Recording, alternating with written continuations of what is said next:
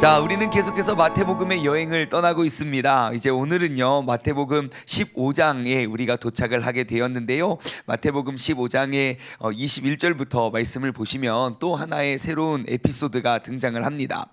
사실 15장 1절부터 20절까지의 내용을 보시면 이제 바리새인과 서기관들, 그 사람들은 어떠한 사람들입니까? 하나님의 말씀과 율법을 잘 그 구약 성경의 율법과 균례를 잘 알고 잘 지켜왔고, 그리고 서기관들은 또 그것들을 가르쳤던 사람들이에요. 예, 그러한 사람들이지만 그들이 알고 있고 그들이 배웠던 대로 그들이 살아왔던 모습이 아니라 예수님의 제자들이 정말 다르게 살고 있는 거예요. 그래서 이제 그것들을 이제 깨닫게 하기 위한 그 주님의 가르침이 있은 이후에 21절 오늘 본문 말씀으로 넘어가면요, 예수님께서 거기서 지나사 두로와 시돈 지방으로 가십니다. 이 두로와 시돈 지방이 어디이냐면요, 그 예수님이 원래 갈릴리에서 자라나셨잖아요. 갈릴리에서 북서쪽으로, 더 북쪽으로 올라가면요, 그쪽에 있는 두로와 시돈이라는 곳인데, 우리는 두로와 시돈이 또 어떠한 곳인지 모르잖아요. 그래서 우리가 모를까봐 우리 큐티책에서는 친절하게 도움을 주고 있습니다. 밑에 도움말을 보시면요, 두로와 시돈은 어떠한 곳이냐, 두로는 이스라엘의 가나안 정복 때 이미 견고한 성읍이었대요. 그래서 이제 항구 도시로 무역이 번성했던 곳이 두로이고, 그리고 시돈은 어떠한 곳이냐, 두로에서 북쪽으로 50km를 더 올라가야 돼요. 50km를 더 올라가면 떨어진 항구 도시로 두로에 이어 크게 발전한 도시래요. 그래서 이세벨의 고향이고 또 우상숭배를 상징하는 곳이 바로 두로와 시돈이라는 곳이었습니다.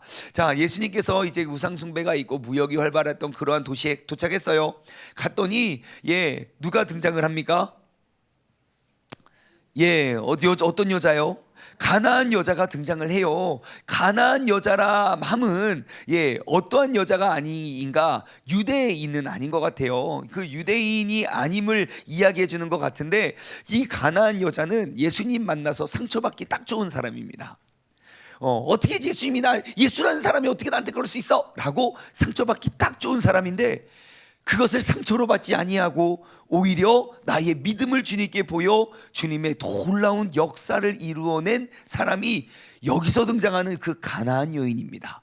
이름은 알지 못하고 이름을 기록하고 있지는 않지만 그의 믿음이 너무너무 커서 주님을 감동시켰던 그 한 여인의 믿음을 오늘 이 새벽에 우리가 함께 나누어 보며 우리도 그 믿음을 가지고 돌아갈 수 있는 그런 시간이 되길 소망합니다. 자, 오늘 본문 말씀은 굉장히 독특하고 특이한 장면이에요. 왜냐하면 지금까지 예수님께서 보여주셨던 모든 모습과 정반대의 모습을 보여주시거든요. 무슨 말이냐? 제가 22절을 읽어드릴게요. 자, 가나안 여자 하나가 그 지경에 와서, 그 지경이라는 곳은 정말 멀리서부터 왔다는 것을 알 수 있어요. 예수님이 어디에 가셨다, 어디로 지금 이동하셨다라는 소문을 듣고 멀리서부터 예수님께 나와서 일단 멀리 계신 주님을 보고 뭐 합니까? 일단 소리 지릅니다. 이렇게 소리 지르진 않았고요. 뭐라고 소리 지르냐면요, 다윗의 자손 예수야 하고 소리를 질러요. 그 예수님께 나아가기도 전에 예수님이 있음을 내가 느끼고 인지하고, 내가 멀리서부터 그 예수님을 찾으러 왔는데 그 예수님이 딱 느껴지는 순간, 다윗의 자손 예수여 나를 불쌍히 여기소서 하면서 그녀의 기도 제목을 구합니다. 내 딸이 흉악하게 귀신이 들렸나이다. 사실 여기까지 보면 특별한 건 하나도 없어요. 왜냐하면 지금까지 예수님께서 사역하시면서 수많은 귀신 들린 사람들이 왔거든요. 귀신 들린 아이의 아버지도 오셨고, 그리고 모든 사람들, 예수님이 아무리 피곤하고 어렵고, 심지어 예수님이 어떠한 분인지 아십니까? 그 침례 요한이 목이 잘려서 죽어요. 침례 요한이 14장에 나오네요. 14장. 14장에 한번 우리 넘어갔다 올까요? 14장에 보시면요, 침례 요한이 목이 잘려서 죽는 내용이 우리가 지난주 금요일날 새벽 예배 때 나눴어요. 그리고 14장 13절 보잖아요. 우리가 14장 12절부터 볼게요. 14장 12절부터 보시면 보세요. 요한의 제자들이 와서 시체를 가져다가 장사하고 가서 예수께 아뢰니라 그래요. 그러니까 이제 침례 요한의 목이 잘려서 그것이 이제 드려지고, 그리고 요한의 제자들이 와서 그 시체를 가져다가 장사를 하고 그 다음에 예수님께 가서 그 사실을 고합니다. 그러니까 13절, 예수님께서 그 이야기를 들으시고 뭐 하십니까? 배를 타고 떠나사 따로 빈들에 가십니다. 그 예수님의 마음이 어땠는지 아시겠죠? 그의 길을 예비했던 그 침례 요한이 이제 그렇게 억울하게 죽음을 당하고 목이 잘렸다는 이야기와, 그리고 그 침례 요한을 이제 이렇게 장사했다는 소식을 들으신 예수님께서 얼마나 마음이 아프셨겠습니까? 근데 그 아픈 마음을 내가 그 슬픔을 감추지 못하고 13절 예수님께서 들으시고 배를 타고 떠나세요. 따로 빈들에 가셨어요. 뭡니까? 이제 혼자 있고 싶다는 거죠. 나 좀 힘드니까 좀 이제 혼자 있고 싶다. 그런데 예수님이 떠나셨다는 소식을 듣고 무리가 듣고 여러 고을로부터 걸어서 따라간지라. 야, 나 지금 혼자 있고 싶은데 이것들아, 지금 니들은 슬프지도 않냐? 야, 좀 놔주라고, 좀 나도 좀 인간인데 나도 좀 힘들라고 라고 하는데 사람들이 야속하게 쫓아와요. 14절 충격적인 소식이에요. 예수님께서 나오사 큰 무리를 보시고 뭐 어떻게 여겨요? 불쌍히 여겨서 그 중에 있는 병자를 또 다 고쳐주십니다. 예수님은 이러신 분이에요. 나의 감정 중요하지 않아. 나를 찾아오는 그 사람의 그렇게 힘들고 불쌍히 늘 그 긍휼의 마음이었어요. 늘 그렇게 불쌍히 여기고 나의 슬픔보다 그들의 필요, 그들의 기도의 응답을 들어주시는 분이었다고요. 그랬던 예수님께서 도대체 이게 지금 14장의 이야기인데 15장에 어떤 일이 있었길래 오늘 본문 말씀으로 돌아갈게요. 아무튼 22절까지 우리가 나눠봤죠. 불쌍히 여기소서 내 딸이 흉악한 귀신이 들렸나이다. 아마 주님께서는 아셨을 거예요. 이 여자가 어떠한 여자이고 어디서부터 온 여자이고 멀리서부터 왔다는 것도 다 알고 계실 거예요. 그 여자에게 이렇게 이야기합니다. 23절, 예수님은 한 말씀도 대답하지 아니하시니 그래요. 대꾸도 안 해요. 들은 척도 안 해요. 예수님을 그렇게 멀리서부터 찾아와서 간절히 부르짖고 막 이렇게 간구하는 그 여인에게 예수님 대꾸도 안 해요. 여기까지는 이해할 수 있어요. 그러니까 갑자기 제자들이 와서 말합니다. 이 여자 우리 뒤에서 소리를 지르는데 좀 그 여자 좀 보내주세요. 막 귀찮아 죽겠어요. 막 그러면서 쫓아와요. 그러니까 예수님이 그 다음 말이 더 충격적이에요. 대답하여 이르시되 나는 이스라엘의 집의 어린 양 외에는 다른 데로 보내심을 받지 아니하였다. 무슨 말입니까? 나는 지금 이스라엘의 잃어버린 양, 그러니까 내가 그 유대인들을 구원하러 왔다. 내가 다른 사람 구원하러 보내심을 받은 게 아니다 라고 이야기하는 거예요. 그러니까 한마디 이런 거죠. 나도 걔가 나랑 뭔 상관인데, 시끄럽게 떠들게 놔도 뭐 귀찮게, 이런 분위기예요. 예수님에게 도대체 무슨 일이 있었길래? 그러면서 그러한 상황에 여자가 이제 더욱더 간절히 주님께 가까이 왔습니다. 아까는 멀리서 소리 질러가지고 나를 불쌍히 여기소 그랬는데요, 25절 보세요. 여자가 와서 예수께 절하며 이르되 주여 저를 도우소서 그래요. 이제는 주님 앞에 나와 엎드려 절했어요. 그러니까 예수님이 뭐라고 대답하는 줄 아십니까? 이게 가장 충격적입니다. 오늘 본문 말씀에 신약 성경 마태복음 전체에 가장 충격적인, 자 26절, 대답하여 이르되 자녀의 떡을 취하여 개들에게 던짐이 마땅하지 아니하니라 그래요. 자, 자녀의 떡을 취하여 개들에게 주는 게 맞냐 그래요. 자, 그럼 여기서 말하는 자녀는 누굴까요? 누구죠?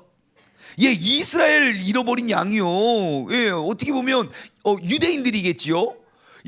그런데 개들은 누굽니까? 이방 여인이라고요. 근데 여기에서 말하는 이 개는 누굽니까? 아이고, 그러니까 말씀이 기록되어 있으니까 여기서 말하는 이 개는 누굽니까? 가나안 여인이라고요. 야, 자식에게 줄 떡을 뺏어다가 개들한테 주는 게 그 말이 되냐? 여러분, 예수님께 내가 멀리서부터 찾아왔어요. 예수님을 만나면 고칠 수 있다, 예수님을 만났던 모든 사람이 변화되었다 라는 소문을 듣고 그 믿음을 가지고 나아왔어요. 근데 저 멀리서 보니까 예수님을 따르는 무리들이 보였고, 내가 정말 그 간절한 마음에 주님의 이름을 간절히 부르짖으며 나아갔어요.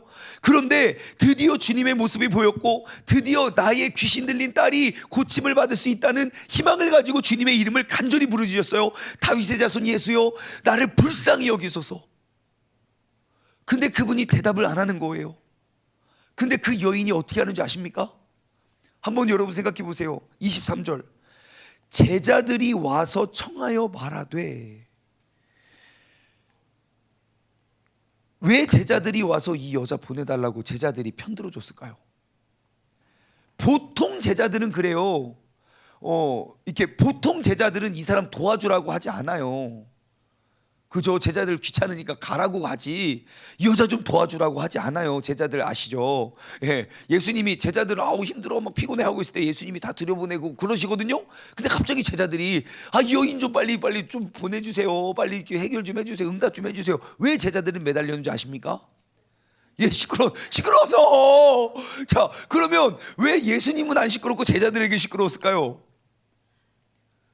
이 여자는요, 명확히 알고 있었어요. 내가 누구를 붙잡아야 응답이 빨리 오는지, 제자들을 얼마나 귀찮게 닥달했는지 모르겠어요. 어떻게 했는지 모르지만 예수님 제자예요. 날 도와주세요. 빨리 도와주라고 말해봐요. 막 예수님께 나아갈 수 없으니까 그 제자들 한 명씩 막 붙잡고 계속, 얼마나 적극적, 그 엄마의 마음, 내 딸, 그 귀신 들린 딸, 그 딸을 고치기 위한 그 엄마의 마음으로 나아왔어요. 거기까지도 좋아요. 근데 그 예수라는 사람을 내가 딱 만났는데, 소자요, 너의 믿음이 기도가 응답되었도다, 이렇게 말해야 되는 거 아닙니까? 아니면 중풍병자 걸린 사람처럼 일어나 너의 침상을 가지고 가라, 아니 혈루병 여인처럼 누가 나의 옷에, 누가 내 귀에 저 도와달라고 소리를 지르느냐. 예수님 원래 그러면서 고쳐주셔야 정상이거든요.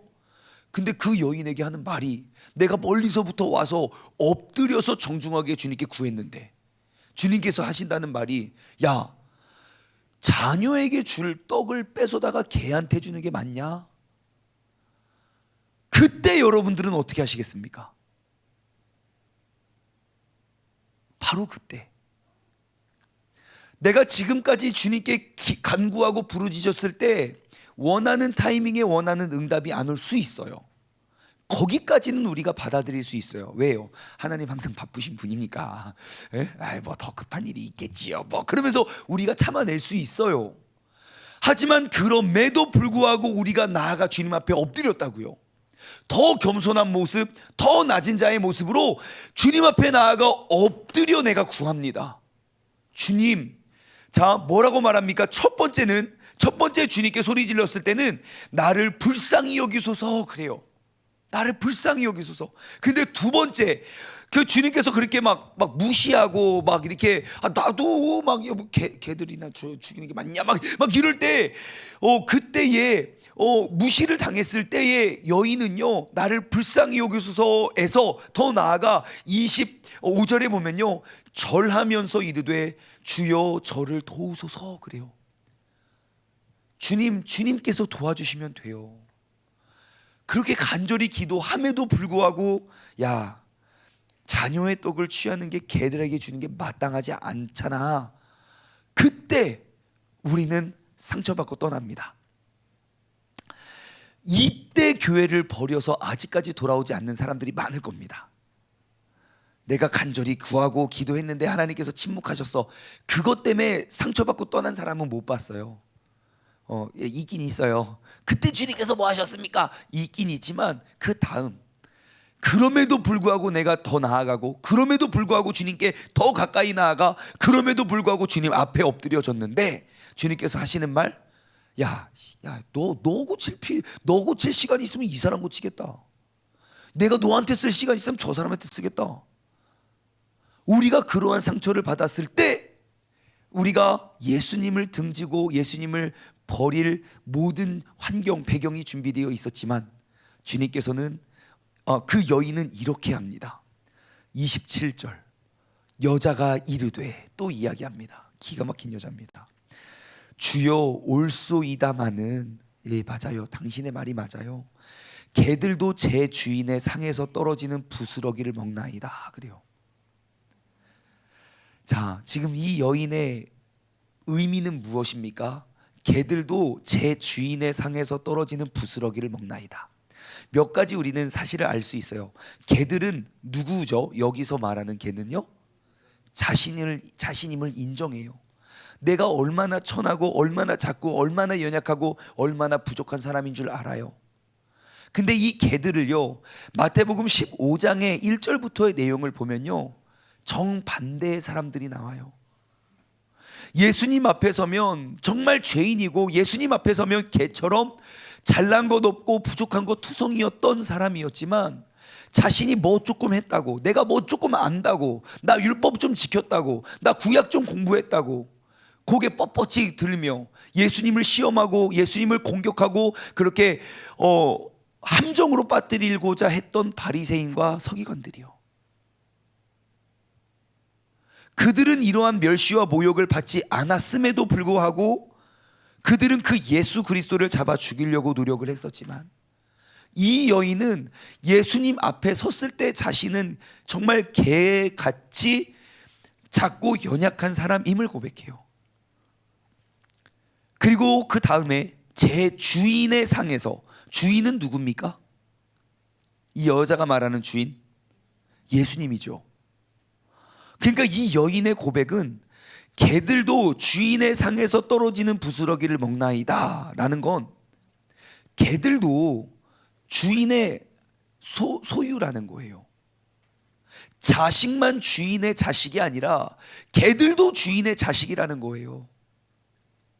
그 유대인들, 당신이 말하는 자녀들은 당신이 주인이고 그들이 자녀이지만 나도 당신의 소유이니 당신께서 나를 잡아주시고 고쳐달라는 것이에요. 우리가 주님께서 응답하지 아니하시고 주님께서 나를 무시하고 멸시한다는 생각이 들 때에, 나는 하나님의 자녀가 아니야 라고 우리가 마귀의 자녀가 되는 것이 아니에요. 우리는 그럼에도 불구하고 우리는 주님의 자녀임을 우리는 기억해야 돼요. 그것이 이러한 상황 속에서도 주님께 나아가 믿음을 인정받아 고침받는 여인의 특징입니다. 내가 누구의 자녀인가?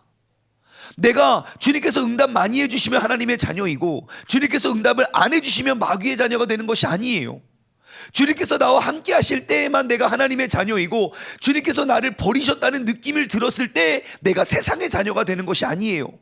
난 언제나 주님의 자녀예요. 내가 주님의 아들로서 혹은 주님의 개일지라도 나는 주님께 소유된 백성이오니 주님 나를 불쌍히 여기소서. 우리가 그러한 고백을 주님께 올려드렸으면 좋겠습니다. 항상 자녀로서 손 딱 꽂고 지금 유산도 누구 주겠습니까? 그런 태도가 하는 것이 아니라, 그러한 잃어버린 양이 되는 것이 아니라, 내가 주님의 정말 작고 작은 그러한 짐승이 되어서라도 주인이 버리는 부스러기. 자, 그럼 다음 단어, 부스러기는 뭘 의미할까요? 예? 은혜죠. 은혜. 어떠한 은혜예요? 정말 떨어지고 남겨진 은혜예요. 그 은혜를 나에게 주면 나는 어떠한 문제가 해결된다고 이 여인은 믿고 있습니까? 예, 내 딸의 흉악에 귀신 들린 그 문제가 해결될 수 있다는 믿음이 있어요. 이것이 이 여인의 믿음인 거예요. 주님께서 나를 주목하시고 주님께서 나를 집중하시고 주님께서 나만 보시고 나에게만 모든 시간과 은혜를 베풀어 주시는 걸 기대하지 않아요. 부스러기라도 좋으니까.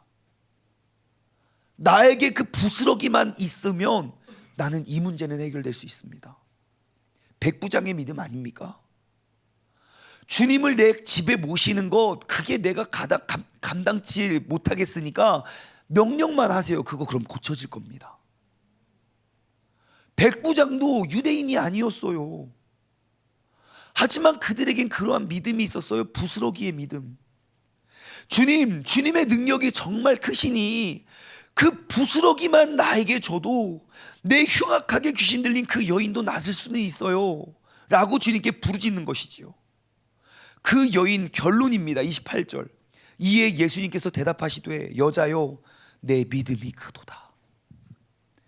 여러분, 오늘날 누가 주님 앞에서 믿음이 크다 칭찬 들을 수 있겠습니까? 왜 주님께서는 이 새벽에 깨워서 우리에게 이 말씀을 주셨을까요? 우리가 주님 앞에 서서 주님 앞에 엎드리는 그날 우리는 잃어버린 양이 되어 저 교회에 가서 몇 년 봉사했는데요, 하나님 복이 이거밖에 없습니까? 우리가 그러한 것이 아니라 내 믿음이 크도다 칭찬 들을 수 있는 사람이 과연 누가 되시겠습니까? 그러면서 하는 말, 내 소원대로 되리라 하시니 그때부터 그 딸이 낳으니라. 그때가 언제입니까? 주님께서 이 말씀을 하신 때이고, 주님께서 언제 이 말씀하셨습니까? 그 여인의 믿음이 확증되었을 때, 그 믿음의 시험에서 통과되었을 때에 그 소원대로 됩니다. 다시 말해 그 믿음대로 됩니다.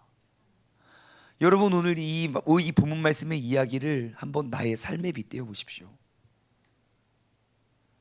나는 마태복음 15장 1절부터 등장하는 서기관과 바리새인과 같은 사람인가? 아니면 21절부터 나오는 가나안 여인과 같은 사람인가? 나의 신앙생활의 연수를 더하면 더할수록, 나의 직분과 직책이 올라가면 올라갈수록, 내가 뭔가 교회에서 봉사를 열심히 하면 할수록 우리는 점점점 가나안 여인과 같이 돼야 되는데, 나는 더욱더 작은 부스럭이라도 나 같은 죄인을 살려주신 주님의 은혜 앞에 우리는 완전히 엎드려져야 되는데, 우리는 점점 바리새인과 서기관처럼 되어가고 있진 않습니까? 한번 돌아보았으면 좋겠어요. 내가 과연 언제 이 여인과 같이 소리 질러 주님 앞에 나가고, 주님께서 응답해 주시지 않더라도 내가 그 앞에 엎드리며 내가 예수를 믿는다는 그 자체와 그러한 상황, 사람들은 나에게 손가락질하고 예수님의 제자들은 우리에게 막 귀찮으니까 빨리 가라고 멸시와 천대를 할지라도, 내가 의지할 분은 오직 예수 그리스도밖에 없어서 오직 그 주님만 의지하며 주변 어떠한 것도 신경 쓰지 않고 주님 앞에 엎드렸었던 그때 그 신앙과 그 믿음과 그 고백은 나에게 언제 있었습니까? 주님께서 나에게 명령하실 때 부스럭이라도 좋으니 나를 쳐다보는 것도 바라지도 않아요. 정말 내가 예수 그리스도의 옷 끝에 손가락만 대어도 난 나을 수 있다는 그 간절한 믿음을 가지고 주님 앞에 매달렸던 적이 언제입니까? 우리가 마태복음 15장의 삶으로 돌아갔을 때 주님께서는 나에게 뭐라고 말씀하실까요? 이름도 기록되지 않고 이방의 여인이고 멀리서부터 왔고, 그리고 그에게는 흉악한 귀신이 들려 그의 자녀가 아파서 고생하는 그 자녀를 위해 내 모든 자존심, 모든 것 다 내려놓고 온전히 주님만을 의지하며 나와 간구했던 그 여인, 주님께서는 그 여인의 믿음을 보시고 칭찬하십니다. 이 여인을 묵상할 때 수많은 믿음의 사람들이 오버랩되더라고요. 아브라함과 같은 믿음 아닙니까? 아브라함. 여러분, 예수님께서 아브라함의 믿음을 시험하세요. 누구도 예측하지 못하고 누구도 기대하지 않았던 상황이 벌어진다고요. 너의 독자 아들 이삭을 바쳐라. 그리고 한번 말씀 찾아주시겠어요? 창세기 22장 12절이에요. 제가 이 여인을 묵상하는데 아브라함이 탁 떠오르더라고요. 이거 시험이구나. 예수님께서 여태까지 모든 여인들 다 잡아주셨는데, 받아주셨는데 이 여인을 받지 않은 이유는 이 여인의 믿음을 시험하기 위함이구나. 아브라함의 믿음의 시험에서 딱 통과하자마자 하나님께서 하시는 말씀, 창세기 22장 12절 시작. 사자가 이르시되 그 아이에게 손을 대지 말라, 그 아이에게 아무 일도 하지 말라. 내가 내 아들 내 독자까지 아끼지 아니하였으니 내가 이제야 내가 하나님을 경외하는 줄 아노라 그래요. 그 시험을 통해서 주님을 향한 그 믿음이 진짜인지 가짜인지 증명이 된다고요. 그러므로 여러분, 시험이 내 앞에 있다는 것이 은혜입니다. 그 시험이 내게 있었던 믿음이 진짜인지 가짜인지를 구분해낼 수 있는 그러한 리트머스 종이가 되기 때문이에요. 여러분, 그 시험이 나에게 다가왔을 때 내가 주님께 엎드림과 소리 지름으로 주님께 더욱더 가까이 나아가 간절히 부르짖음으로 우리가 시험에서 통과할 수 있는 믿음의 사람 되기를 소망합니다. 우리가 이 말씀을 통하여 얻을 수 있는 것, 여러분, 그 시험은 주님을 기쁘시게 해드릴 수 있는 그러한 도구가 돼요. 우리의 삶에 내가 예상 못할 어려움과 주님의 묵묵무답과 혹은 때로는 교회 공동체로부터 인한 어떠한 상처라도 우리가 그러한 시험이 내 눈앞에 있었을 때에 우리가 구해야 될 건 뭔지 아십니까? 부스러기 은혜입니다. 부스러기 은혜면 충분합니다. 주님께서 나를 주목하여 주시고 나를 집중해 주시고 나만 높여 세워 주시고가 아니라 우리에게 시험이 왔을 땐 주님 아무것도 안 필요하고요, 그 부스러기 은혜만 있으면 내가 족합니다. 우리가 바로 그 은혜를 사모하며 나아갈 수 있는, 다시 한번 주님 앞에 엎드림이 온전히 회복될 수 있는 그러한 한 해가 되길, 그러한 하루가 되길 주님의 이름으로 간절히 소망합니다. 기도하겠습니다. 하나님 아버지, 감사합니다. 오늘도 우리는 이 새벽부터 우리의 피곤한 눈을 비비고 피곤한 밤잠을 깨워 우리가 주님 앞에 나와 엎드리는 이유는 우리가 또 다른 바리새인과 또 다른 서기관이 되기 위함이 아니라 이름도 기록이 되지 않는 이 가나안 이방의 여인, 그 문제와 아픔이 가득한 이 여인이 되기 위하여 우리가 이 새벽에 나온 줄 믿습니다. 내가 새벽 예배 좀 했다고, 내가 봉사를 좀 했다고, 내가 뭐 어떤 직책에 조금 올랐다고 우리가 주님을 시험하기 위하여 주님을 시험하기 위하여 아버지 하나님의 예수님과 그 주님의 제자들을 우리가 시험했던 그러한 바리새인과 서기관이 되는 것이 아니라, 하나님, 정말 모든 환경과 상황 속에 심지어 주님께서 나를 멸시하고 무시한다는 상황 속에서도 우리가 믿음 잃지 않고 주님 앞에 엎드려 그 부스러기 은혜를 구할 수 있는 그 한 사람이 되게 하여 주시옵소서.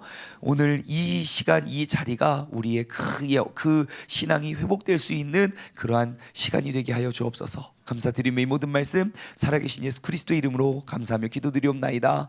아멘.